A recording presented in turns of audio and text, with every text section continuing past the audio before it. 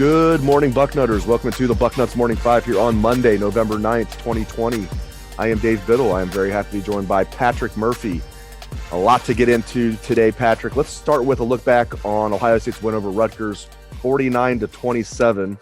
But the Buckeyes were leading 35-3 at halftime. It just looked like they were just going to toy with the Scarlet Knights throughout the game. But, Rutgers outplayed them in the second half. You were there covering the game. You listened to Ryan Day's press conference afterwards. What do you think happened in the second half? What was Coach Day's explanation? Well, I don't know if there was one explanation given. I think there were a couple of things, including from what Greg Schiano said as well, from the other perspective. I think Ohio State got up 35-3.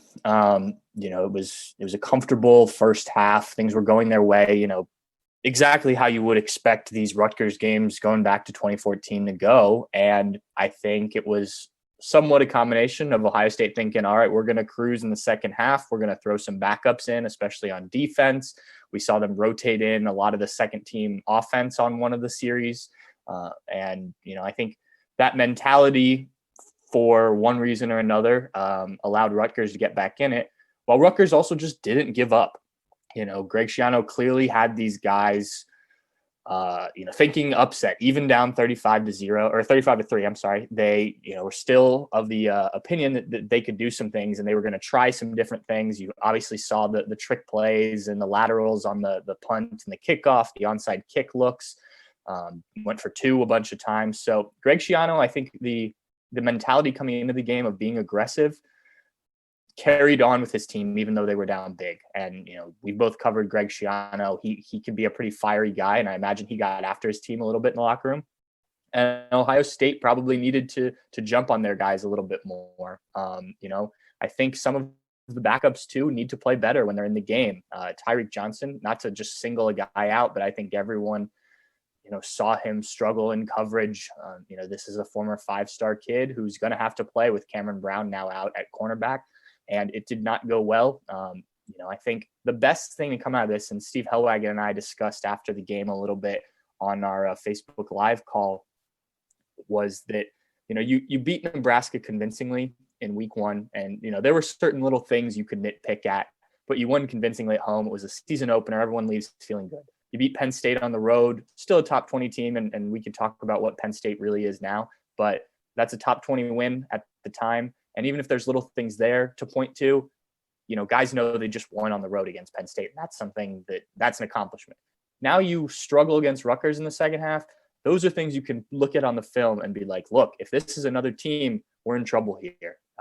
Point to whatever, offense, defense, whatever. And I think maybe that's the optimistic, positive from this game is now there's film of, hey, you've got to play your best. We've talked about it before. This is an 8-week season that doesn't have a lot of room for error. And, some teams may be able to take advantage of that, especially if you don't get up 35-3 in the first half. So I think to answer your question, there are a combination of things, but I do think this is something Ohio State can now use to make sure these guys are focused throughout. Some of the guys that maybe didn't play as much early on, let them know, hey, you've got to bring it as good as the starters did. And some of the starters that kind of let down, that can't happen this year. Now, this might be an optimistic perspective, but I really feel like the first half was more indicative of this Ohio State team than the second half. I think that's human nature. Is it an excuse? Yes, but sometimes excuses can be accurate. I really feel like the first half is more indicative of this Ohio State team than what we saw in the second half. I just believe that. And I don't want to be all negative on today's show. We're going to get into maybe some guys that aren't playing that well, but one guy who is certainly playing out of this world is Justin Fields. We all expected him to be fantastic this year. To me, he's even better than I expected, which is crazy. I mean, he has more touchdowns, 14, than incompletions, 11 this season after 3 games. Again, 14 touchdowns, passing and rushing combined, 11 incompletions. That is an absolutely insane stat. To me, he's the Heisman front runner. It's very early, but I just absolutely love what I'm seeing out of Justin Fields. Yeah, and real quick to go back to negatives, not negatives. I think if you look at pretty much all of the top teams in the country right now, you can pick holes in at least one of their performances. Clemson obviously losing last week, but struggling against Boston College. Alabama's had some games where the defense has been questionable at times. Florida hasn't looked great so I think if there's a reason some teams have struggled at points this season, and ultimately staying undefeated and getting wins is what matters right now. So certainly things to clean up, but I just wanted to add that on there, that this isn't just an Ohio State problem. But going to Justin Fields, I mean, what more can you say about this guy? Mike Bassford, the assistant SID for the football team, just put out right before we started recording that Fields now has enough completions to qualify in Ohio State in the Big Ten's career passing efficiency list. He's number one on both, 189.2, 15 points higher than the next highest player. He's, I believe, 17 games in now, over 50 touchdown passes, and another almost career high performance passing the ball. I believe his career high is 320 passing yards against Clemson last year. He almost got that against Penn State. He almost got it again on Saturday night, 314 for him, and then 5 touchdowns. Obviously, Chris Olave and Garrett Wilson are making things easier on him, but some of these passes he's throwing, the 2 touchdowns specifically to Chris Olave in this last game, the one where he's rolling to his right, throws in the corner of the end zone. If you haven't watched that play, again, go back, because he puts it where Chris Olave needs it to be to catch the ball. Olave even said after the game, he didn't even think he was open on that play, and Fields is able to buy time. And there's 2 defenders there. The second touchdown, just another great touch on the ball to find Olave in the front corner of the end zone. We could go through every single one of his touchdowns or every single one of his passes and discuss it. But he's doing some very special things. I was talking to somebody yesterday about where he ranks in terms of Ohio State quarterbacks, and I think that's a big debate. But Dwayne Haskins has had a cannon and had pretty good accuracy. Justin Fields has a good arm and is obviously very accurate. He can also do the stuff with his legs, like I mentioned, by time. This combination of everything. It reminds me, this is not a fair comparison because Justin Fields is still in school, but it reminds me a lot of what Russell Wilson does in the NFL for the Seahawks, and the way he can make sure guys have time to get open. If the offensive line breaks down, he can still make plays. This kid's really talented. And with Trevor Lawrence on the sideline the last 2 weeks, I think you're right. Justin Fields has climbed into the driver's seat for the Heisman Trophy. I know Mac Jones got his name in the conversation, the Alabama quarterback, with their win a couple weeks ago, but he didn't play this past week. Justin Fields has been on prime time in back-to-back weeks, even though one of those was the Big Ten Network against Rutgers. But what he's doing is great from an Ohio State perspective. It is unfortunate that there's only an 9-game season. He won't be able to put up what numbers he might have done if they play 15 games or whatnot.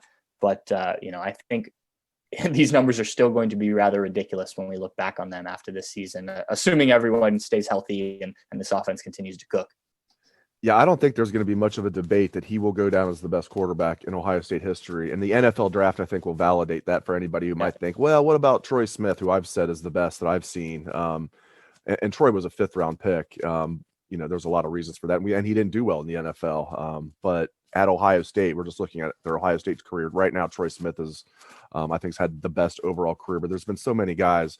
I know JT Barrett is a very polarizing figure, but you have to put him in the conversation. Obviously, Rex Kern, Art Schleister, there's been so many. Bobby Hoyne got things going. Joe Germain, obviously Dwayne Haskins, Terrell Pryor, Braxton Miller, on and on and on and on. But I do think that Justin Fields will go down as the best. He can do a little bit of everything. He does it well. And he's going to be, at worst, I think, the number 2 overall pick of the draft. And, Dwayne Haskins was the 15th overall pick. Schleister was the number 4 pick back in 1982 by the Baltimore Colts. I mean, the Big Ten, before Haskins, didn't even have a quarterback taken in the first round since Kerry Collins in 1996. Yeah. So Justin Fields, to me, what he's doing at Ohio State, and then what he's going to do in the NFL draft, and in my opinion, what he's going to do in the NFL, I think for years we're going to be talking about Justin Fields as the gold standard of Ohio State quarterbacks. And thank goodness we're getting a second year to watch him play. That would have been unfortunate if he was basically one and done at Ohio State. All right, after we just showered Justin Fields with praise there, let's turn the page here. What in the world is going on with Zach Harrison? I've heard rumors about this and that. Maybe he came in a little overweight. Maybe he isn't practicing hard. But, the last thing that I expected he would be the 5th defensive end in the game. You got the 2 starters, the first 2 backups come in, and then Zach is playing. They're playing 5 defensive ends like Larry Johnson said they would, but he's usually the last one in the game and getting the least amount of snaps and frankly, not very effective when he's in there. Now, maybe he's one of these guys where he needs to play more to be effective, but it's early. I expected big things out of Zach Harrison this year. I think most people listening to this program did. I'm sure you did as well. What do you think is going on with Zach Harrison? Are you hearing anything? I'm not, just to be upfront about that. And I think the speculation is, we could talk about that and whatnot. I think just looking at it on the field, what he's done, yes, I think it's been disappointing. He did come into the Penn State game earlier than he did against either Nebraska or Rutgers, and played a decent amount in that game, but it's still not what anyone expected. I think most people anticipated he would be, start to step into those shoes of the next great Nick Bosa, Joey Bosa, Chase Young, that path. And it hasn't happened so far, for one reason or another. But I think we have to remember everybody kind of progresses differently. Chase wasn't supposed to have been as prominent in the defense as he was as a sophomore, but Nick Bosa gets hurt and whatnot. So, situations happen differently. Now, whether he's being held out because of any sort of discipline or to kind of get his head on straight, I don't know, and I don't want to speculate. But his play on the field has not been as dominant as anyone, I think, expected, given not only what he was as a high school player, but what we saw from him last year. He even admitted that his freshman season was more than he expected in terms of his output. Numbers were on par with what you saw from Chase as a freshman. They're close. So, yeah, I expected him to step up and be a bigger part of this defensive end rotation, or at least higher up the pecking order as it seems right now. And I think that's something that we should definitely, see if there's anything on the record we can get on that. But I think this defensive line has been up and down just in general. I mean, one sack against Rutgers, and, credit Rutgers offensive line. I think they played better than anyone expected, but that's not good enough. And, Greg Schiano said after the game that was a huge number in terms of how low it was for them. It just isn't good enough for Ohio State. You've got to get more pass rush, or better pass rush. I'm sorry. And I think teams are realizing they've got to get rid of the ball quicker against Ohio State, but that's not anything new. I mean, we've seen that against teams in the past, and you've still found ways to get there and at least get pressure if you're not getting to the quarterback. So one of the reasons I think that it's not been as good is because Zach Harrison isn't playing as much and isn't performing at the level we expected. And I think that needs to change, frankly. Buckeyes travel to Maryland this Saturday, 3:30 kick, first 3:30 kick of the season. Buckeyes favored by 25.5 points over the Terrapins. Now, I find the Taulia Tagovailoa situation very interesting. Maryland quarterback Taulia Tagovailoa, obviously younger brother of Tua, did not get much fanfare when he transferred from Alabama to Maryland. And here's my theory as to why. Everybody, myself included, I shouldn't say everybody, a lot of people, myself included, thought, oh, he was just at Alabama because he was Tua's younger brother. He wasn't some highly touted recruit like Tua was. Alabama was just letting him on the team because Tua was there. Now he's going to Maryland. He's probably not going to do much there. Well, I tell you what, he didn't look good against Northwestern. In fact, he had 3 interceptions and played bad in his first start. I've watched him the last 2 weeks. This kid is really good. He's only a sophomore. He's a little smaller than his brother. He's about an inch shorter, not quite as thick as Tua, and he's right-handed. But, man, he can play. He can throw. He can run, and now he's got his confidence down. Just your thoughts on facing Taulia Tagovailoa and the Terrapins this Saturday. This is going to be a challenge for Ohio State. As you mentioned, these last 2 games, he has started to look the part, live up to the name of his brother. Obviously, as you said, the transferring in doesn't have the normal offseason to kind of get into the rhythm of this Maryland offense. Not that he shouldn't know it, given Mike Locksley and the connection with him at Alabama. But, I think this is going to be very interesting. We've seen the mobile quarterback have success against Ohio State. Tagovailoa can certainly run, so he can make life difficult for them there. And then, completing better than 67% of his passes, especially after that first game, 6 touchdowns to 4 interceptions, 770 yards. He's got an arm. He's accurate. I think that we've seen some talented quarterbacks that Ohio State defense has faced. Sean Clifford Obviously, Adrian Martinez and Luke McCaffrey in terms of rushers. Last week, Rutgers threw 3 different guys at Ohio State. But this may be the most talented, just in terms of one guy. I thought that was going to be Sean Clifford, but he really didn't do much against Ohio State. So I think this is going to be interesting. And obviously, going to Maryland, a couple of years ago, Ohio State going to overtime there. It's a team that tends to get fired up for Ohio State playing them, especially at home. Now the crowd and everything will make things different. So I think this is going to be a bit of a test for Ohio State, and especially this defense coming off of what you saw last week. How did they respond? And fortunately, you have a challenge to kind of show them and put forth to them to be like, hey, you guys have to wake up. This has to happen now, or else, you could risk a situation where you're not just disappointed with a big win, but, staring down the barrel of a loss or something like that. So, I'll be very interested to see how they handle the younger Tagovailoa in this game. Last thing, I just want to get your reaction on Notre Dame beating Clemson. You mentioned it earlier, double overtime. I was very surprised.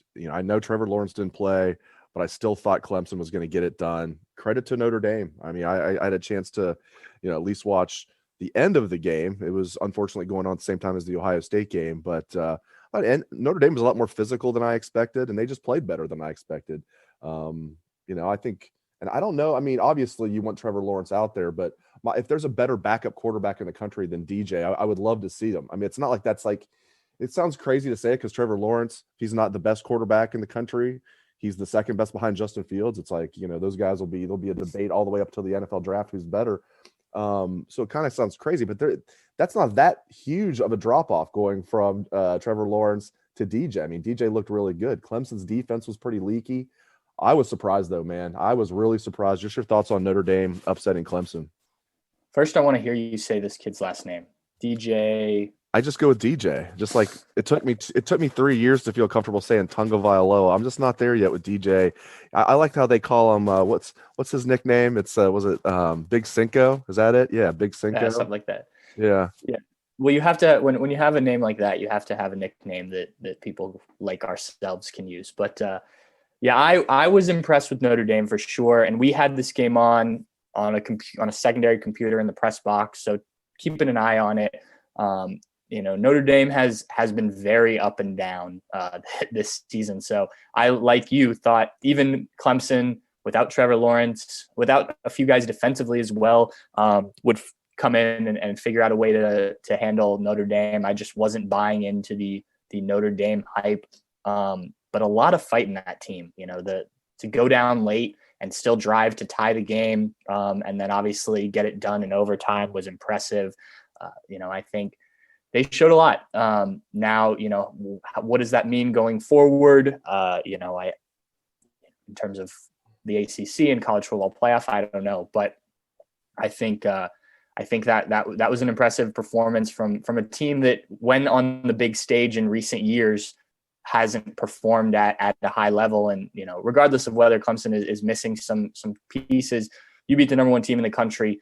You deserve some credit for that. And I think that they deserve that this week. And now you got to build on that if you're Notre Dame. Yeah, that's interesting. Even if Notre Dame, let's say they have a rematch and Notre Dame loses in the ACC championship game, but Notre Dame runs the table up until then, Notre Dame is going to be in the playoff. And so will Clemson, probably. Those are probably going to be the 4 teams. Everybody's wondering who's going to be the 4th team. If chalk holds up, I think Alabama's going to win the SEC. I don't see Florida's the second best team, and they've already lost at Texas A&M. I don't think Florida's going to – they could give Alabama a game, don't get me wrong, but I think Alabama's a pretty sure bet to win the SEC. I think Ohio State's a runaway favorite in the Big Ten. And I think we could see 2 ACC teams if it plays out that way. If Notre Dame's able to take care of business from here and they lose in the ACC championship game, do you think if it play and Clemson wins out from here, you think both those teams would get in? Because I do. Yeah, I think that's likely. I think the only thing that could change that is depending on the committee's opinion. Say Oregon goes 7-0 and wins the Pac-12 rather comfortably. Is that a team that undefeated? Have they played enough games? Do we have, and it'll depend what it looks like each week. And I think Oregon, obviously, or any team from the Pac-12, Oregon just seems to be the favorite. But I think that's the one kind of question is, what do you do with the Pac-12? playing even fewer games in the Big Ten, coming in so late in the process, that type of thing. Where do they kind of factor in? But I think the most likely scenario, if it plays out the way you described, is yes, both ACC teams get in. Weird to refer to Notre Dame as an ACC team, by the way.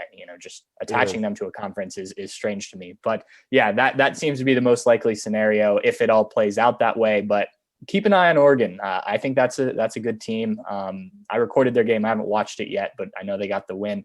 I'll be interested to see how this all shakes out. And let's be fair. I think in most years things tend to work themselves out anyway, and this one might too. Like I said, Notre Dame has been very up and down. It wouldn't surprise me if they have a disappointing performance at some point throughout the season, and who knows what happens with the COVID stuff and everything for other teams too. So it's fun that we're finally getting to kind of the meat of the schedule and being able to talk about why Ohio State's not living up to standards and things like that, as opposed to if they were going to play. I'm just happy that we're finally getting to that point where we really have football to break down and whatnot, and we can dissect whether Notre Dame's for real or not. Yeah, I love that we're talking hardcore football topics and not, as you said, are we going to have football and this and that with the virus, and just talking football just feels great. Great stuff from Patrick Murphy here on the Bucknuts Morning 20 and change. Appreciate it, Patrick, and I appreciate all the listeners for tuning in. Thank you very much. Have a great day, Bucknutters.